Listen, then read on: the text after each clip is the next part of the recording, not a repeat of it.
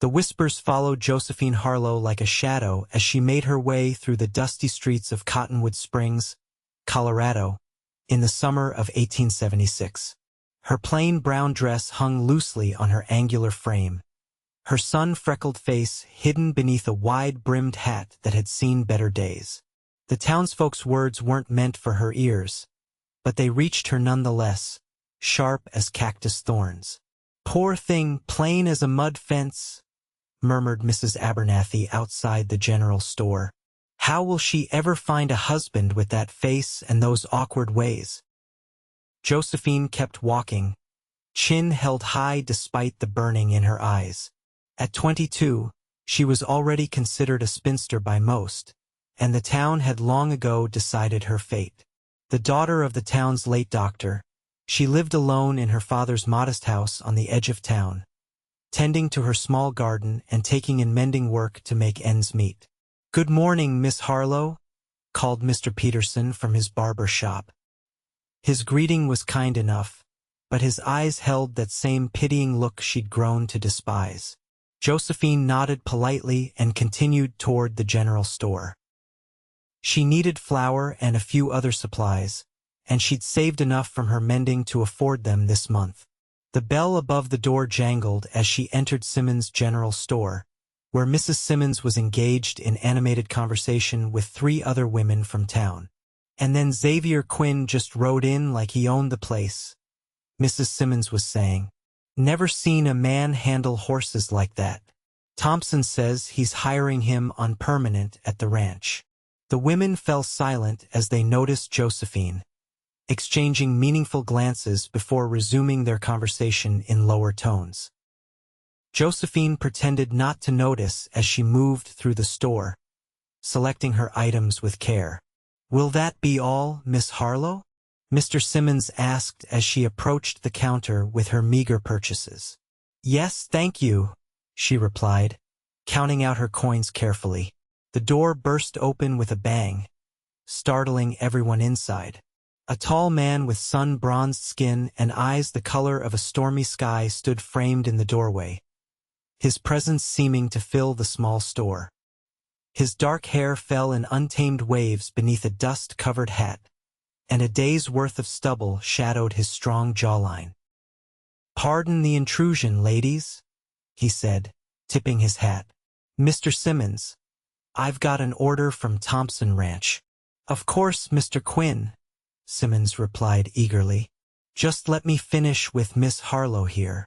The newcomer's gaze settled on Josephine, and she felt her cheeks warm under his scrutiny. She quickly gathered her purchases and made to leave, but her elbow caught a display of canned goods, sending them clattering to the floor. "Oh, I'm so sorry," she gasped, dropping to her knees to retrieve them.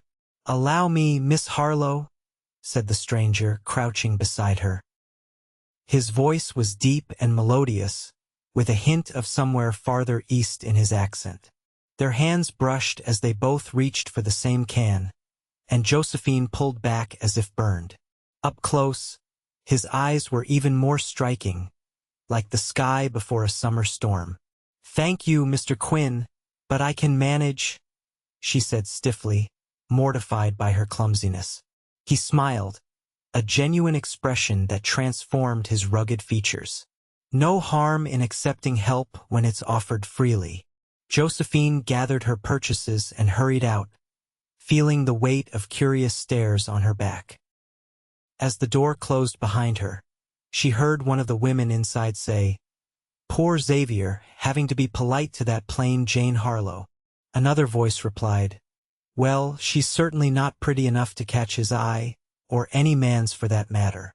Josephine walked home with burning eyes and a tight chest, the familiar ache of loneliness pressing down on her like a physical weight.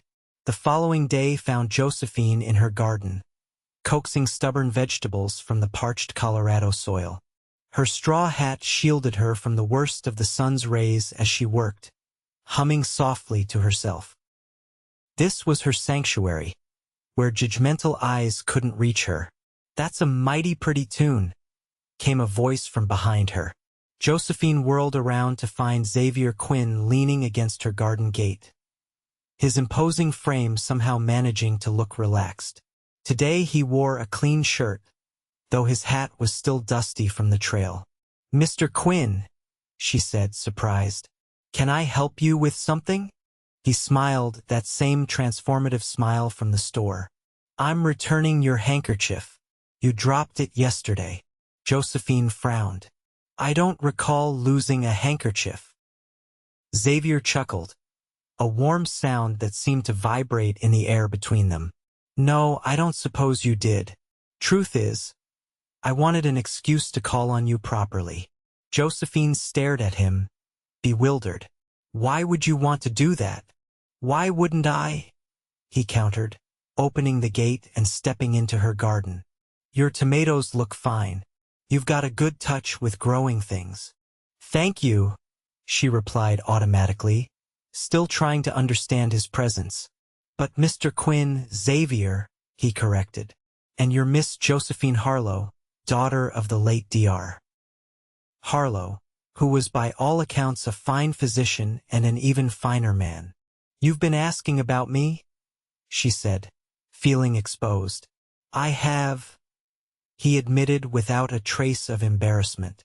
"I like to know about interesting people." Josephine felt a flush creep up her neck. "Mr. Quinn, Xavier, I'm afraid I have work to do." "Then I'll help," he said, removing his hat and rolling up his sleeves to reveal strong forearms bronzed by the sun. Before she could protest, he'd taken up her spare trowel and knelt beside a row of carrots. For the next hour, they worked side by side in her garden. Xavier was surprisingly knowledgeable about plants, explaining that his mother had kept a garden back in Pennsylvania.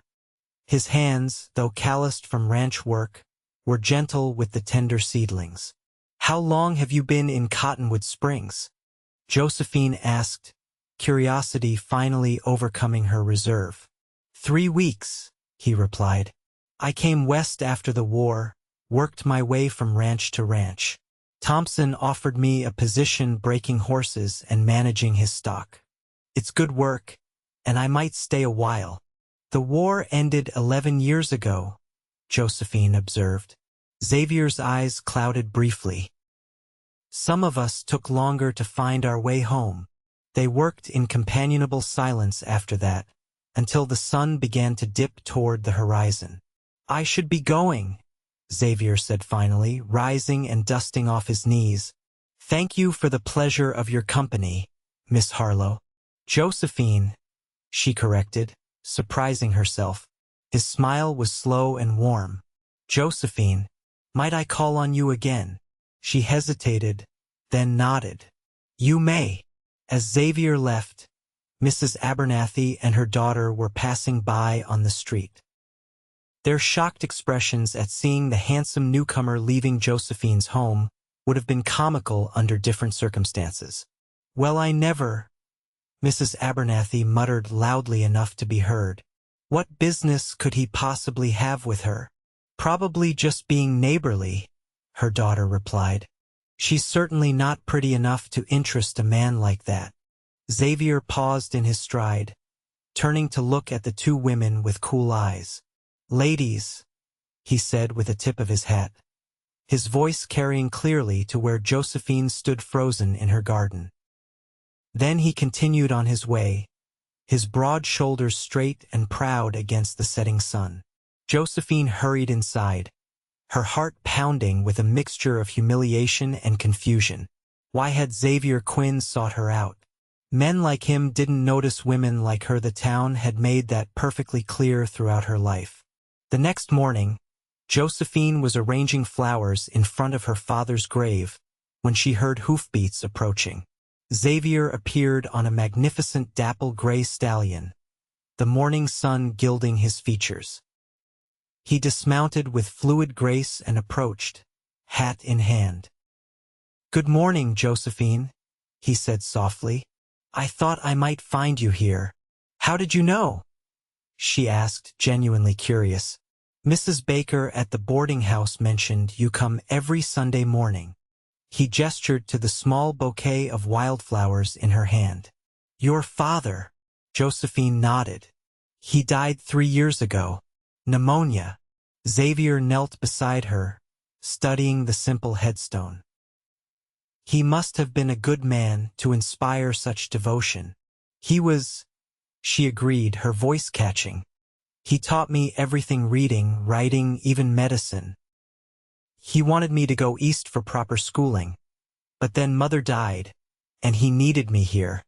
And now, Josephine arranged the flowers carefully. Now I take in mending and grow vegetables and live quietly. Xavier's gaze was steady on her face. Is that enough for you? No one had ever asked her that before. It has to be, she replied simply. After leaving the cemetery, Xavier surprised her by asking if she'd ride with him. When she hesitated, he produced a second horse, a gentle mare borrowed from the Thompson ranch. I can't, Josephine protested. I'm not dressed for riding, and I haven't been on a horse in years. The mare's gentle as a lamb, Xavier assured her. And it's a fine day for remembering how. Something in his confident smile made her reconsider. All right, but just a short ride. Xavier helped her mount, his hands strong and steady at her waist. The sensation of being lifted so effortlessly sent an unfamiliar thrill through her body. Once she was settled in the saddle, he adjusted her skirts with a gentleman's care before mounting his own horse. They rode at a leisurely pace along the creek that bordered the town, Xavier keeping close beside her until he was certain she was comfortable. The morning was glorious, the late spring air fragrant with wildflowers and new growth. You ride well, Xavier observed as Josephine's confidence grew. It comes back quickly, doesn't it? Josephine smiled, feeling a freedom she'd almost forgotten. My father taught me when I was young. We often rode to visit patients in outlying farms. They stopped to rest in a small meadow, where Xavier produced bread, cheese, and apples from his saddlebag. Spreading his coat on the grass, he invited her to sit. You planned this? Josephine accused lightly, settling onto the makeshift blanket. Guilty, he admitted, handing her an apple. I hoped you might say yes. As they ate, Xavier told her about growing up in Pennsylvania, his time fighting for the Union in the war, and his journey west afterward. He spoke of working cattle drives in Texas and breaking horses in Arizona territory, painting vivid pictures with his words. What about you? He asked finally. What does Josephine Harlow dream about when no one's watching? Josephine looked away, uncomfortable with the question. Dreams are luxuries for people with choices. Everyone has choices, Xavier countered gently. Not women alone in the world, she said, more sharply than intended. Not plain women whom no one sees. Xavier's expression grew serious. I see you, Josephine. She laughed without humor. You've barely met me. I've met enough to know I want to know more. He leaned forward slightly. Why do you let them define you? Those women in town with their small minds and smaller hearts. Because they're right, Josephine said quietly. I'm not pretty. I never have been. Xavier's eyes darkened. They're wrong. And if you'll permit me, I intend to prove it to you. Before she could respond, they were interrupted by the distant sound of a child's scream. Both jerked to attention, scanning the landscape until they spotted a small figure by the creek, waving frantically. Something's wrong, Xavier said. Already on his feet and helping Josephine up, they mounted quickly and galloped toward the child.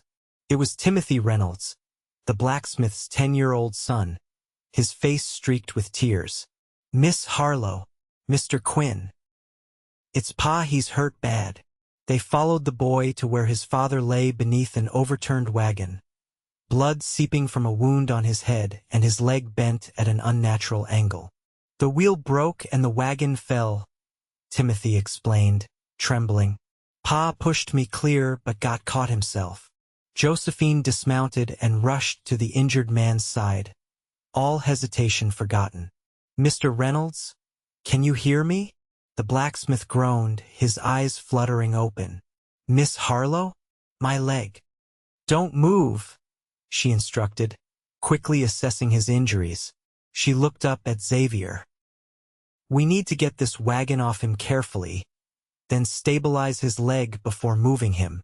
Xavier nodded, impressed by her calm efficiency. Together with Timothy, they managed to lift the wagon enough for Josephine to pull Reynolds clear. She immediately set to work, tearing strips from her petticoat to staunch the bleeding from his head wound. The leg's broken, she told Xavier quietly. We need to splint it before we can move him to town. Xavier found suitable branches while Josephine explained to Timothy what they were doing, keeping the boy calm by giving him small tasks to help. When Xavier returned, she showed him how to hold the blacksmith's leg while she set the bone with practiced hands. Reynolds bellowed in pain but didn't fight her. Your father taught you well, Miss Harlow, he gasped when it was done. We need to get him to town, Josephine said to Xavier. Can your horse carry double? Xavier nodded. He's strong enough. But what about you and the boy? Timothy can ride with me on the mare. I'll manage. They fashioned a makeshift travois, but ultimately decided it would be smoother to have Reynolds ride in front of Xavier. With careful maneuvering, they got the injured man mounted and secure. The return to town drew considerable attention. Dr. Wilson, who had taken over Josephine's father's practice, was called immediately, while Xavier and Josephine helped get Reynolds settled in his home behind the blacksmith shop. You did a fine job with that splint, Dr. Wilson commented as he examined Reynolds' leg. Your father would be proud. Mrs. Reynolds clutched Josephine's hands in gratitude. Thank God you were there. Timothy said you knew just what to do. Word of Josephine's competence spread through town like wildfire, along with the news that she'd been riding out alone with the handsome new ranch hand. By evening, Josephine could feel the weight of the town's speculation as heavily as her exhaustion. You should rest, Xavier told her as he walked her home. It's been quite a day. Josephine nodded, too tired to argue. At her door, Xavier hesitated, then gently brushed a strand of hair from her face.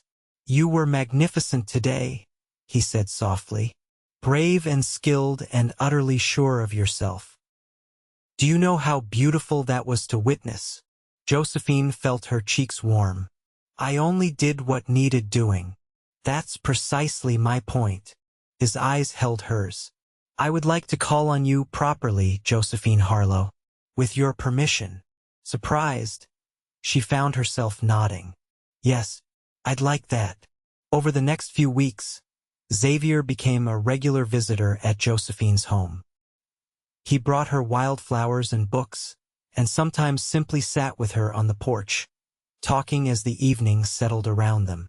On Sundays, they rode together, exploring the countryside around Cottonwood Springs.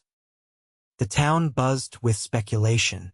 Some, like Mrs. Abernathy, insisted it couldn't possibly be serious a handsome man like Xavier Quinn would never truly court a plain, awkward woman like Josephine Harlow. Others, particularly those who had experienced Josephine's quiet competence during illness or injury, were less dismissive. I don't understand it, Josephine confessed one evening as they sat on her porch. The fireflies were just beginning to emerge, dotting the gathering dusk with their ephemeral light. Why me, Xavier? There are prettier girls in town. Girls without my sharp edges and stubborn ways. Xavier considered her question seriously. When I first came west, I worked for a man who collected art. Beautiful paintings from back east that seemed out of place on a Texas ranch. One day I asked him why he kept them there, and he said something I never forgot. He said, "Beauty isn't about being pretty, Quinn. It's about being true. And that's what I see in you, Josephine. Truth, courage, a heart that loves deeply and hands that heal. If that's not beauty, I don't know what is." Josephine stared at him, her heart pounding. You can't mean that. I've never meant anything more. he replied, taking her hand. May I kiss you, Josephine Harlow? She nodded, unable to speak, and Xavier leaned forward to press his lips gently against hers. The kiss was tender, almost reverent, and when he pulled away, his eyes were dark with emotion. I'm falling in love with you, he whispered. God help me, but I am. Josephine touched his face with trembling fingers. I think I'm falling in love with you too. But not everyone was pleased with their growing attachment. Gerald Thompson, Xavier's employer, cornered him one day at the ranch. Quinn, you're the best horseman I've had in years, Thompson said bluntly. But this business with the Harlow woman needs to stop. She's not the kind of wife a man in your position should be considering. Xavier's expression hardened. My personal life is my own concern, Mr. Thompson. Not when it reflects on my ranch, Thompson countered. My wife and daughter will be arriving from Denver next month, and Amelia has expressed particular interest in meeting you. She's a proper lady, educated and refined. The kind of woman who could help a man advance. With all due respect, sir, I'm not interested in your daughter, Xavier replied coldly. And if my choice of companion is a problem, perhaps I should seek employment elsewhere. Thompson's face reddened. Don't be hasty. I'm just looking out for your future. That Harlow woman, she's odd. Always has been. Too educated for her own good and not nearly pretty enough to make up for it. Xavier's hands clenched at his sides. She's beauty itself to me, Mr. Thompson, and I'd thank you not to speak of her again. News of their confrontation reached Josephine through the town's relentless gossip mill, embellished with each telling. By the time she heard it from Mrs. Baker at the general store, the story had Xavier threatening to burn down the Thompson ranch in defense of her honor. Is it true you've refused to meet Mr. Thompson's daughter because of Miss Harlow? Mrs. Baker asked when Xavier next came to town for supplies. Xavier frowned. My personal business isn't town gossip, Mrs. Baker. It is when you might lose your position over it, the woman persisted. Everyone's saying Thompson will dismiss you if you continue seeing her. And for what? She's not even careful, Xavier warned, his voice dangerously soft. The next words from your mouth better not be what I think they'll be. Mrs. Baker had the grace to look embarrassed. I'm just saying what everyone's thinking. She's not the kind of woman men like you usually choose. Then perhaps men like me have been choosing poorly, Xavier replied, gathering his purchases and leaving the store. That evening, Xavier found Josephine waiting for him on her porch, her expression troubled. Is it true? She asked without preamble. Did Thompson threaten your position because of me? Xavier sighed, setting down his hat. People in this town talk too much. Answer me, please. Thompson suggested I might look elsewhere for companionship, Xavier admitted. I declined his suggestion. Josephine paced the small porch. You can't risk your livelihood for me, Xavier. What Thompson offers security, advancement, these are important things.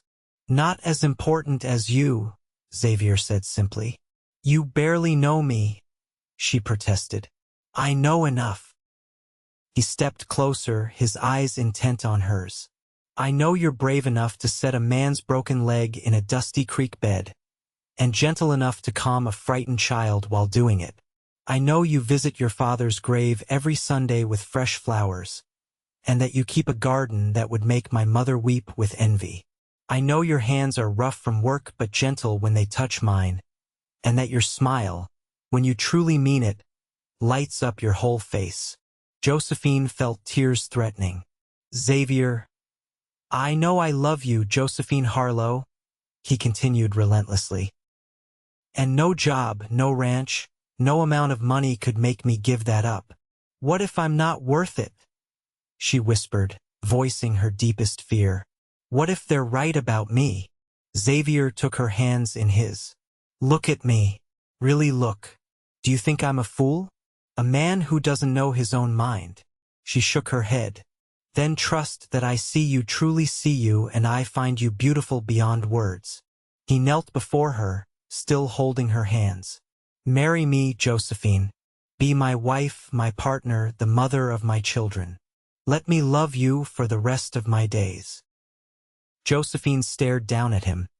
This man who had stormed into her quiet life and upended everything she thought she knew about herself.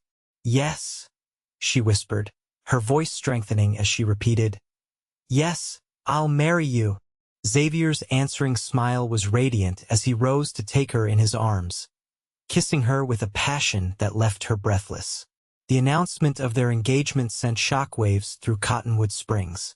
Some were genuinely happy for them, the Reynolds family, Dr. Wilson, and a handful of others who had witnessed the genuine affection between them. Others were less charitable. He'll regret it, Mrs. Abernathy predicted darkly.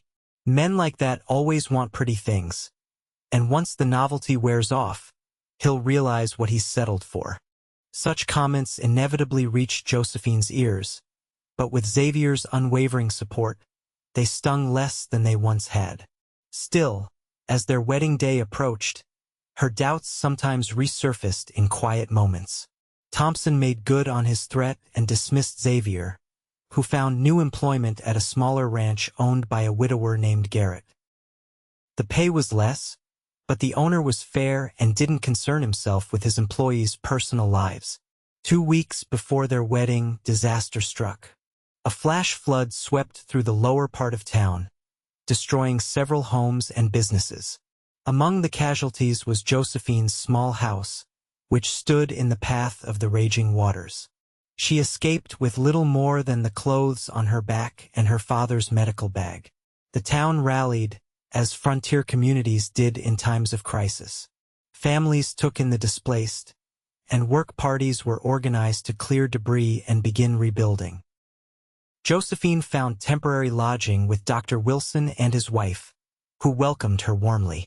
Everything's gone, she told Xavier when he found her helping tend to those injured in the flood. All of my mother's things, my father's books, all of it. Xavier held her close. But you're safe. That's what matters.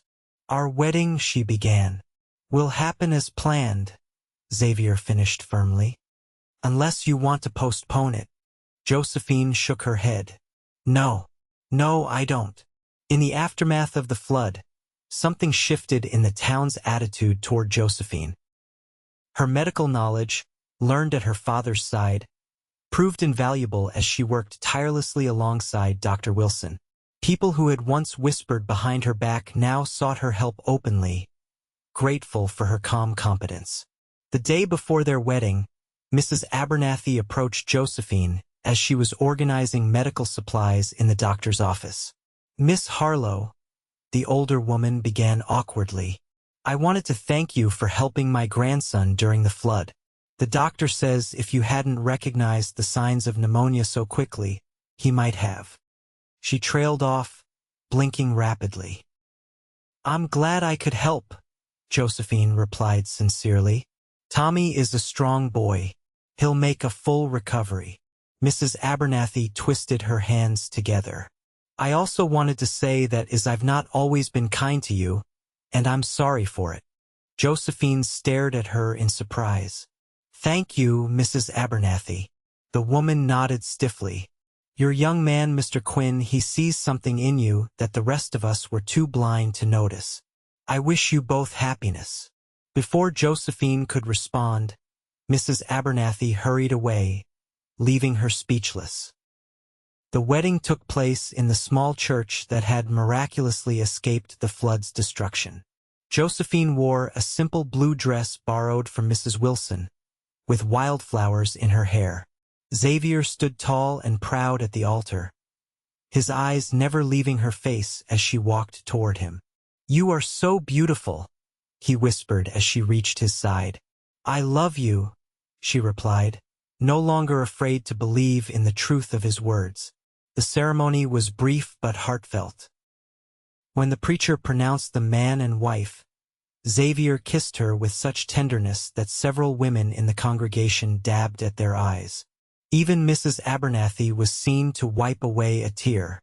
At the small reception held in the church hall, Thompson appeared unexpectedly, his wife and daughter in tow.